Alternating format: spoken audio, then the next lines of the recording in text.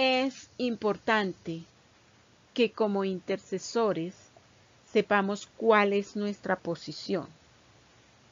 Tanto en el Antiguo Testamento como en el Nuevo Testamento, la función del intercesor es orar fervientemente a Dios, pidiendo perdón por los pecados personales y por los del pueblo, y así rogar a los hombres en nombre de Dios para que se vuelvan a Él.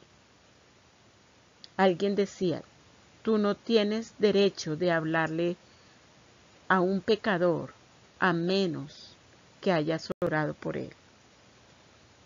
Ahora, en Jesús, somos reyes y sacerdotes para con Dios el Padre, significando que no solo se nos dio una posición de honra por causa de la obra en la cruz, sino que también se nos ha otorgado la autoridad tanto en los lugares celestiales como en la tierra, con el privilegio y responsabilidad de no solamente orar, sino compartir el Evangelio con los que aún no le conocen. Casi siempre Dios tiene en cuenta a los que oran y los invita a ser partícipes de lo que Él quiere hacer con aquellos por los que hemos orado.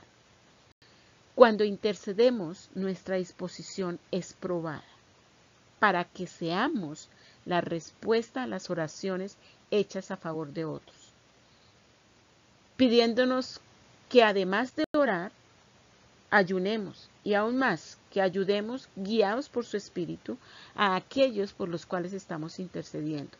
Por ejemplo, orar, ir, testificar, orar por alguien enfermo, liberarle, socorrerle financieramente, etc. Además del privilegio que tenemos en Dios de orar, nos enfrentamos a una guerra espiritual fuerte contra el diablo. ¿Por qué? Porque Él no quiere que el mundo entienda y conozca la salvación de Dios que ya ha sido dada en el Señor Jesucristo. Segunda de Corintios 4:4 dice, en los cuales el Dios de este siglo, o sea, Satanás, cegó el entendimiento de los incrédulos, el cual es la imagen de Dios, para que no les resplandezca la luz del Evangelio de la gloria de Cristo.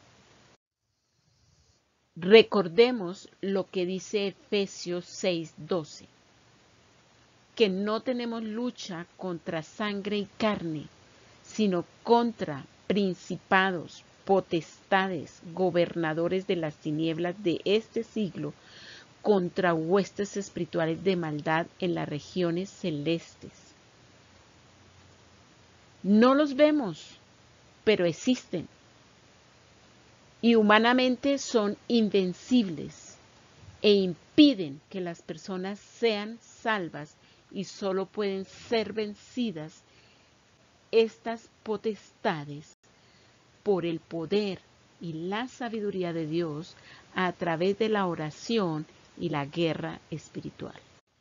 Como cristianos, pertenecemos al ejército del Dios Todopoderoso.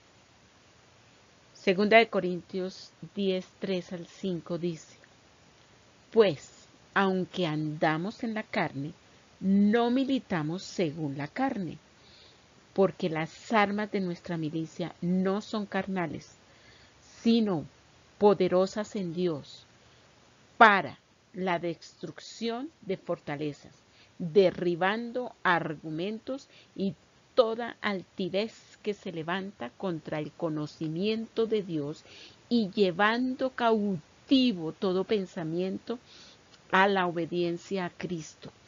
Y es mediante la intercesión, mediante nuestras oraciones, que venimos y traemos todo pensamiento, toda acción, sea humana o espiritual, a la obediencia a Cristo.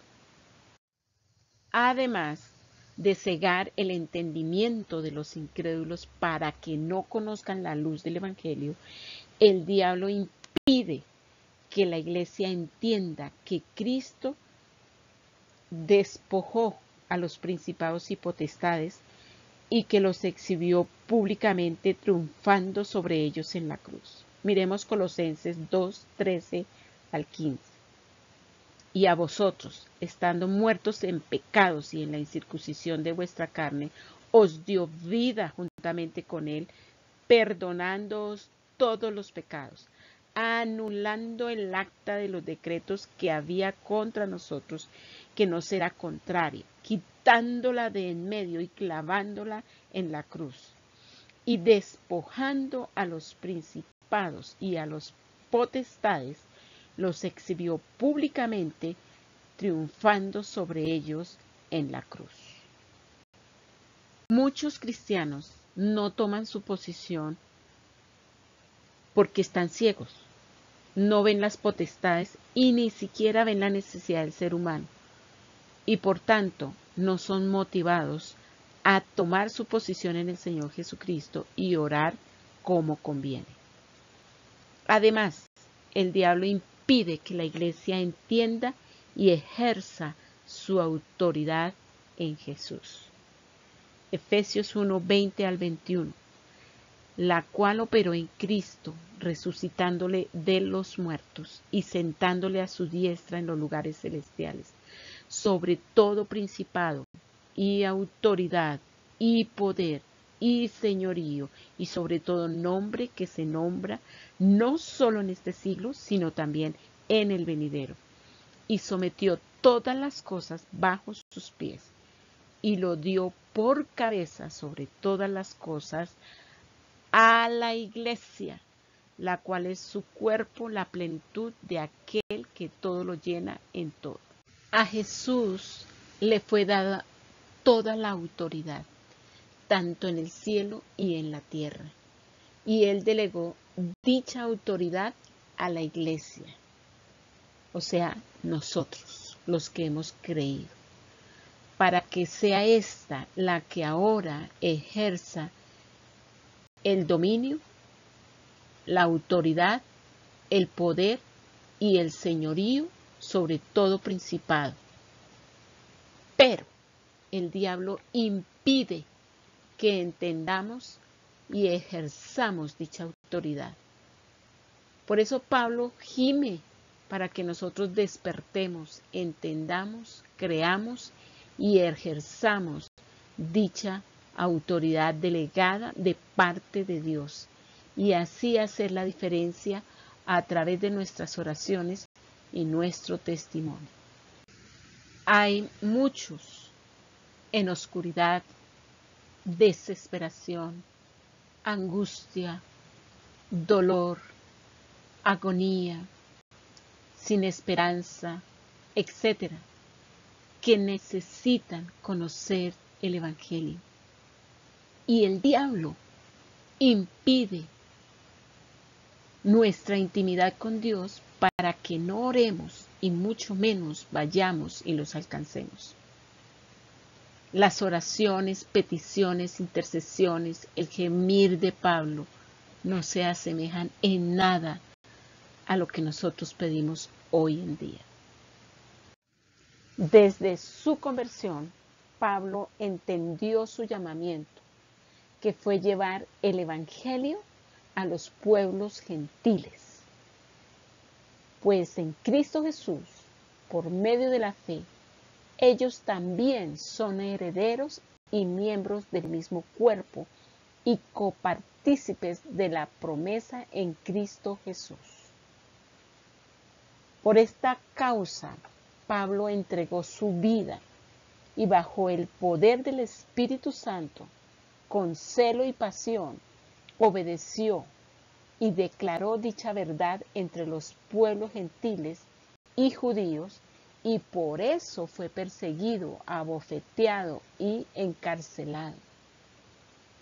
Sus oraciones fueron para que los pueblos gentiles también conocieran el Evangelio, y por eso se esforzó en ir a donde no había Evangelio, alcanzarles y establecer allí el reino de los cielos.